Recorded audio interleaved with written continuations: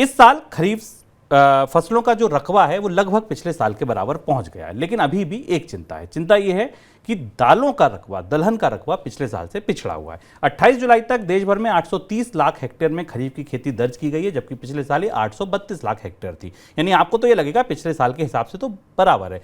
खेती पिछड़ने की सबसे बड़ी वजह खरीफ दलहन है। तुअर, उड़द और मूंग की खेती पिछले साल के मुकाबले काफ़ी पीछे चल रही है। 28 जुलाई तक देश भर में करीब 97 लाख हेक्टेयर में खरीफ दलहन की खेती दर्ज की गई है, जबकि पिछले साल अब तक 109 लाख हेक्टेयर से ज़्यादा की खेती हो चुकी थी। ऊपर से अगस्त के दौरान अल नीनो की वजह से बरसात की कमी की आशंका भी है, जिससे खरीफ फसल की ईल्ड पर भी असर पड़ सकता है। सर, पहला सवाल मेरा पैदावार पर रहेगा। 832 लाख टन, 830 लाख हेक्टेयर, ये बहुत बड़ा अंतर नहीं है अगर आप फसलों की बुआई की बात करें। क्या पैदावार भी पिछले साल जैसी होगी या वहाँ कुछ चिंताएं अलग हैं? शुभम, जो आंकड़े हमारे पास बुवाई के मिल रहे हैं, उन आंकड़ों को भीतर से खोलकर समझने की ज़रूरत है, और उसके साथ उपज और पैदावार के आंकड़े भी एक दूसरे संदर्भ से देखना हमारे लिए ज़रूरी है। पहली चीज़ तो है कि रकबा कुछ खास नहीं बढ़ा, केवल अगर आप पूरा खरीफ की सोइंग माने तो उसमें कोई बड़ी बढ़ोतरी नहीं है।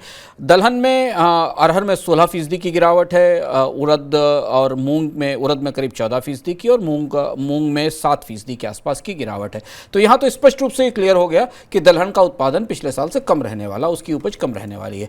पैडी के उत्पादन में केवल 1.9% की 2% के आसपास की बढ़ोतरी दिखाई दे रही है। अगर आप पूरी बड़ी तस्वीर देखें तो आपको लगेगा कि मानसून के पहले महीने के दौरान जहाँ पिछले साल की तुलना में सामान्य से अधिक बारिश हुई, करीब 6 से 7% मानसून सरप्लस में रहा, वहाँ हमारे पास जो भारत में खरीफ जो सबसे महत्वपूर्ण फसल है उसकी पैदावार, उसके बुआई का या उसकी सोइंग की तस्वीर सामने निकल कर आती है। पर इसके बाद जो दूसरी सबसे बड़ी चुनौती दिखाई दे रही है वो दिखाई दे रही यील्ड या उपज को लेकर, क्योंकि जिन इलाकों में सूखा पड़ा था, जिन इलाकों में समय से बारिश नहीं हुई थी, उन इलाकों में भी पैदावार कम है, और जहां पर बुआई हो चुकी थी वहां अत्यधिक बारिश के कारण पैदावार में कमी होने का खतरा है। खासतौर पर कपास, खासतौर पर दलहनों को ले लें, कई जगह कीट का प्रकोप भी है, कई जगह और भी समस्याएं हैं जो पैदावार को कम कर सकती हैं। तो इस साल सरकार और कृषि मंत्रालय भी खुलकर ये नहीं कह पा रहा है कि समग्र बुवाई को देखते हुए भी क्या यील्ड या पैदावार भी उतनी ही रहेगी जितनी संभावना थी।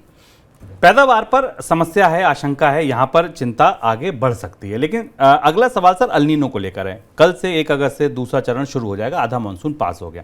अगस्त सितंबर, यहाँ अल नीनो की आशंका आपको कितनी गहरी दिख रही है? अच्छा, जुलाई और अगस्त के 2 महीने काफ़ी महत्वपूर्ण है भारत में खरीफ की फसल को लेकर। करीब 60% के आसपास मानसून की जो रेनफॉल है वो इन्हीं 2 महीनों में होती है, और सितंबर के दौरान ये माना जाता है कि मानसून विदा लेता है। हालांकि पिछले सालों के दौरान सितंबर के महीनों में काफ़ी तेज़ बारिश हुई है और काफ़ी जाता हुआ मानसून काफ़ी बारिश करके जाता है, जिससे हमें मानसून के उत्तरार्ध में बाढ़ की परिस्थिति दिखाई देती। लेकिन इस साल पूरा जुलाई का मिजाज बदल गया। पहले देखें कि जुलाई के महीने में मौसम विभाग को कुछ भी ऐसा अंदाज नहीं था जैसा हुआ।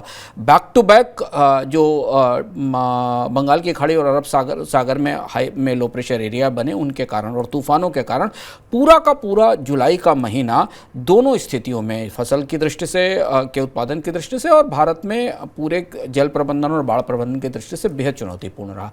और इसलिए जुलाई के रेनफॉल को किसी भी तरीके से, किसी भी दृष्टि से सामान्य नहीं माना जा सकता, चाहे अतिवृष्टि के तौर पर देखें या सूखे के तौर पर देखें। अब यहाँ से ये माना जा रहा है कि अगस्त से एल नीनो का असर आना शुरू होगा। आपको याद होगा कि जब पहली एल नीनो की भविष्यवाणी आना शुरू हुई थी जनवरी में, फरवरी में, तभी हमने आपको बताया था कि जुलाई के अंत से लेकर अगस्त सितंबर से एल नीनो का असर आना शुरू होगा। और अब एल नीनो अगस्त के महीने की बारिश से स्पष्ट होगा कि कितना असर एल नीनो का भारत की बुआई पर या रेनफॉल पर पड़ता है। ये भी माना जा रहा है कि अगस्त के बाद से, चूँकि एल नीनो का असर मौसम पर 2 से 3 साल रहता है, तो एल नीनो के बाद वो ड्राई सीजन शुरू होगा, जिस ड्राई सीजन की संभावना बनती दिखाई दे रही थी।